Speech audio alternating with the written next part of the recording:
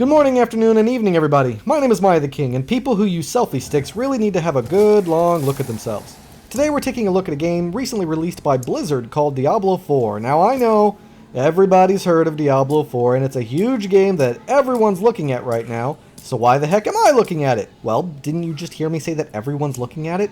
But no, the real reason is because my mom, who's a big supporter of my tiny channel, personally requested I look at it and give it my opinion. So even if this video gets no views, the video's for you, Mom. Love you.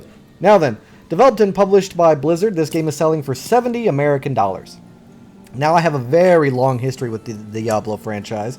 For instance, did you know that the very first game released was on the original PlayStation? Yeah, it was originally a console game. I was a tiny boy and watched my mom and dad play it while snacking on Jolly Ranchers. When Diablo 2 came out, my mom really wanted to play it, but my dad was no longer in the picture, so me and her and my brother played it together. When 3 came out, we played it again, but this time alongside my wife. And it's always been one of those games that has just been kind of like a ritual for my family, a tradition, you know? We always sit down and play it whenever we want to play a game together. But, you know, along the way, and after all of the choices that Activision Blizzard, has made, I've kind of lost faith in them, along with a bunch of other big AAA companies, so I wasn't even going to look at this one, honestly. But thanks to my mom, here I am. So let's get on to my opinions, shall we? So far, as I know with this game, you play as some random wanderer, which is the norm for Diablo games, and you come across some cultists who are all like, "Oh, hail Lilith," who I barely know, the main antagonist of the game, and you're like, "Ah, hell no," and start your journey of trying to stop her. I'm not going to go into more detail about the story because, well, I don't want to spoil it. So as always, we're going to dive right into the pros and cons and see if this very expensive game is worth our time and money, shall we? So up first for the pros is the graphics. I mean, the game looks great. And it has this amazing style. I mean, first up, the color contrast and attention to detail is intense. And the lighting is incredible. Hell, I turned the graphics down to medium and it was still looking amazing. But great graphics from a AAA game is kind of just normal nowadays, and I'm not too concerned about it, but hey, I still wanted to make mention of how good it looks. Next is the sound effects. The game has amazing voice acting, by the way, including the main protagonist that you play as, which is new for me. I don't remember if your character had a voice in the last game, but the previous games before that, they didn't, so it's still appreciated.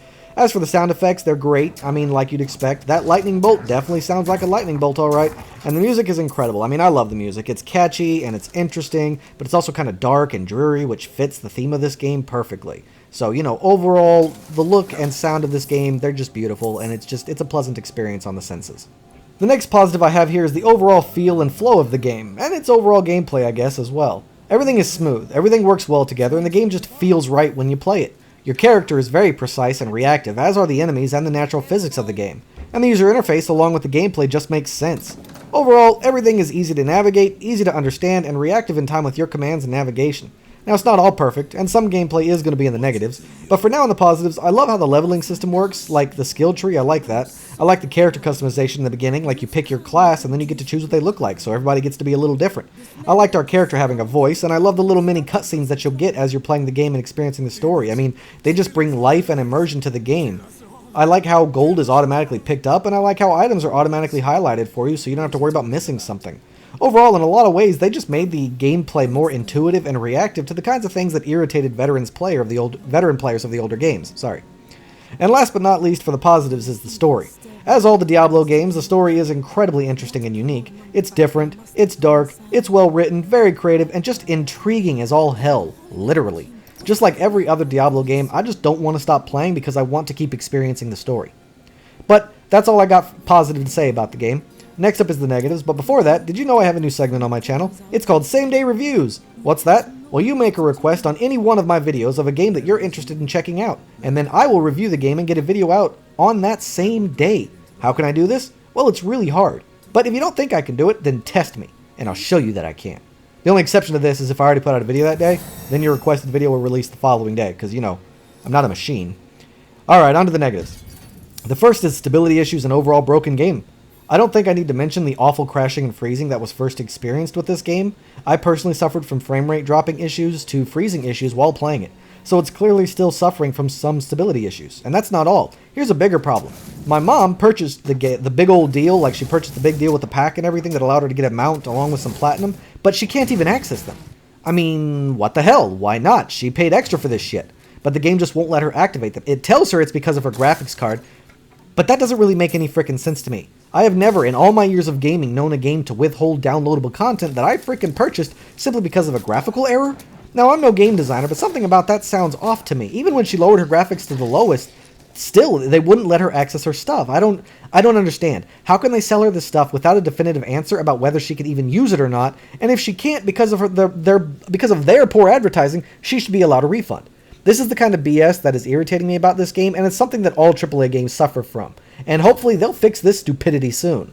I mean, do I even need to mention that player who got up to a super high level was getting close to the end of the game on super hard mode, and then the servers crashed and he lost all of his progress, and he had to start all over again? I hope I don't have to mention that, but it happened. Now on to the negatives in gameplay. I don't like how simplified the game is. I know, I just said in the pros how I like how it's a bit simplified. I suppose my complaint is that it's simplified in some ways that are good and some that aren't. For instance, I already told you the good, but here's the bad. You can't hoard potions like the older games. That's annoying. In the older games, your backpack would literally be stuffed full of items that you might need for any kind of situation, but here, they basically took out that function and replaced it with key bindings. Now you don't need scrolls to do things, just hit a button. So you don't need to hoard items, but that was part of the charm of the game. You would hoard everything so that way you would be prepared for the worst case scenario and prep for these battles. I hate how you always have to be online. That can really hamper the experience. I mean, if servers go down, you just can't play anymore. And do I need to mention how you could lose progress if that shit happens like I did before? And players can be assholes, so why force me to play with other people who could ruin the experience for me? There's no real manual saving, which can make it a bit frustrating of trying to figure out when you're trying to get off the game. And I only experienced a couple of boss fights before I decided to do this video, and honestly they were kind of boring and lackluster. Like, maybe that's just how they are in the beginning of the game, but I mean, in the older games, they were these big deal that these terribly hard enemies who would force me to sweat and rage as I struggled to try to beat them and used all those items I had been hoarding in my backpack. But now it's kind of like I just kind of walked around and shot the guy with my laser staff. Like, I don't even... Where's the fun in that? And last but not least, the game has no real tutorial system. Almost at all.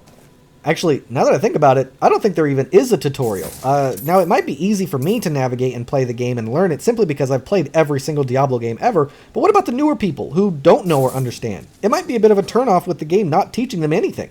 I even picked the option for playing as a newbie to the game so I could experience the tutorial, and it still didn't teach me anything. Hell, I was walking around for 5 minutes trying to figure out how to emote so I could cheer on these guards as a side quest I had gotten. Like, what? Why? I hate games that don't include a tutorial. Even if it's just a simple, small, short one, give the newbies a fighting chance at least, and if you're going to institute new functions to the game, like an emote system, you should teach people how to use it. Okay, so that's all I got for the pros and the cons. Time for my final thoughts. The thing about this game, other than the story, which is interesting, what does this game actually offer that the previous Diablo games don't? A character customization? Yeah, that and a more simplified control scheme. That's pretty much all it's offering new that I can think of. Now, it has been a long time since I played any Diablo game, but I'm still pretty certain that as I was playing this, I'm not really experiencing a big difference from the last game.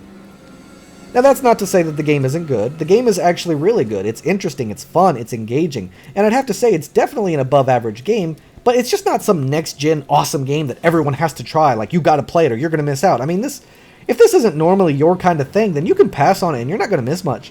But if you're a fan of Diablo already, then you probably aren't even watching this video and you're just playing the game, which is fine. I mean, if you are a previous Diablo fan, then you're gonna love the game. I mean, it's exactly what you've been looking for. But if you're looking for something new, then you should just play the first ones. You gotta do it for the story anyway, not this one. And then maybe by the time you get around to it, it'll go down in price and it won't be so expensive. But honestly, I just don't know. I mean, it's definitely a good game and it's a lot of fun. But, I mean, how is it different from Path of Exile? You know what I mean? Quite the story. I don't know. I feel like I can't recommend this game unless it's something you were already interested. In which case, if you've already were wondering if the game is worth your time and money and you're a Diablo fan, yes, it is. I can say that definitively. It's going to play well, it's going to be fun, it's going to be interesting. And you're going to enjoy it. But if not, then you might want to just pass on it. Alright? Okay, so that's all I got for this video, everybody. Thanks so much for watching. If you have any questions or concerns, please let me know in the comments down below. Don't forget to like, comment, and subscribe, and I can't wait to see you all again on my next adventure. So until then, I bid you all farewell.